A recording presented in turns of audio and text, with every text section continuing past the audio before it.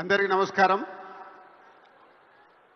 Telangana Gaddar film awards ఈరోజు హైదరాబాద్లో ఇంత అంగరంగ వైభవంగా జరుపుకోవడానికి కారణమైన ముఖ్యమంత్రి రేవంత్ రెడ్డి గారికి, అలాగే డిప్యూటీ సీఎం బట్టి విక్రమార్క గారికి, సినిమాటోగ్రఫీ మినిస్టర్ కోమటిరెడ్డి వెంకటరెడ్డి గారికి అందరికీ ధన్యవాదాలు. అలాగే ఈరోజు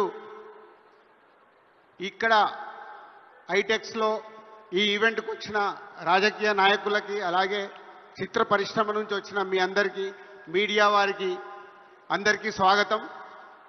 14 సంవత్సరాల తర్వాత ఈరోజు తెలుగు సినిమాకి అవార్డ్స్ ఇచ్చుకోవడం అనేది 2024లో సెలెక్ట్ అయిన అన్ని సినిమాలకి, అలాగే 2014న తెలంగాణ ఆవిర్భవించినప్పటి నుంచి జూన్ 2 నుంచి 2023 వరకు ఏవైతే ప్రతి సంవత్సరానికి best film, second best film, third best film jury వారు సెలెక్ట్ చేశారో మురళీమోహన్ గారి ఆధ్వర్యంలో ఆ 10 సంవత్సరాల సినిమాలకి అన్నిటికీ ఈరోజు ఇక్కడ అవార్డ్స్ ఇచ్చుకోవడం జరుగుతుంది.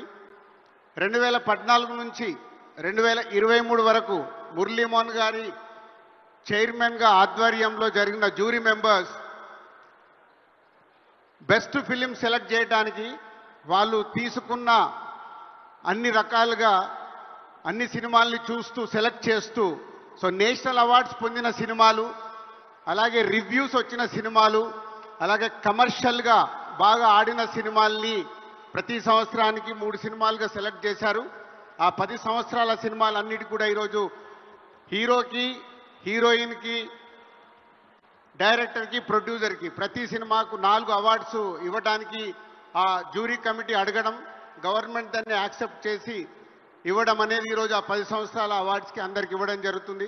అలాగే 2024లో అద్భుతమైన కళాత్మకంగా వచ్చిన ఎన్నో చిన్న సినిమాలకు కూడా వాళ్ళు జయసుధ గారి ఆధ్వర్యంలో జ్యూరీ సెలెక్ట్ చేయడం, వారికి కూడా ఈరోజు సీఎం రేవంత్ రెడ్డి గారి చేతుల మీదుగా అవార్డులు ఇచ్చుకోవడం అనేది చాలా ఆనందమైన క్షణాలు ఇవి.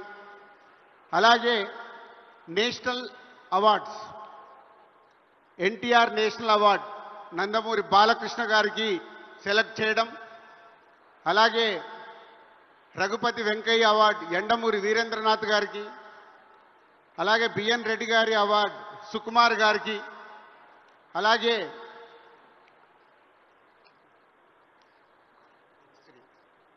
బుక్స్ అవార్డ్స్ ఉన్నాయి. బుక్స్ అవార్డ్స్ కానీ అన్నీ ఇప్పుడు 1 by 1గా ఇవ్వడం జరుగుతుంది. సో అందరూ ఈ కార్యక్రమాన్ని విజయం చేస్తున్నందుకు, దీన్ని టీవీలలో చూస్తున్న తెలుగు ప్రేక్షకులందరికీ ధన్యవాదాలు. Thank you very much.